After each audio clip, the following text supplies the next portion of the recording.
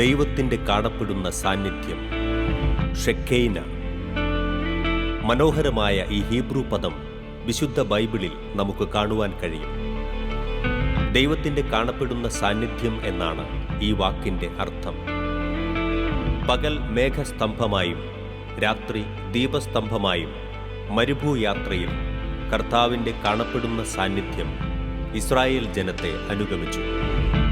മേഘം സമാഗമ കൂടാരത്തെ ആവരണം ചെയ്തപ്പോൾ ഷെക്കൈന, കർത്താവിൻ്റെ മഹത്വം കൂടാരത്തിൽ നിറഞ്ഞതായി നാം ബൈബിളിൽ വായിക്കുന്നു. കാലത്തിൻ്റെ പൂർണ്ണതയിൽ ദൈവത്തിൻ്റെ കാണപ്പെടുന്ന സാന്നിധ്യമായി യേശു മനുഷ്യപുത്രനായി അവതരിച്ചു. വചനം മാംസമായി നമ്മുടെ ഇടയിൽ വസിച്ചു.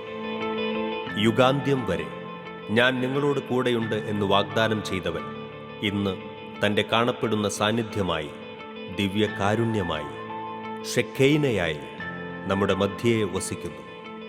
നമുക്കും മുന്നേറാം ഷെക്കൈനയോടൊപ്പം.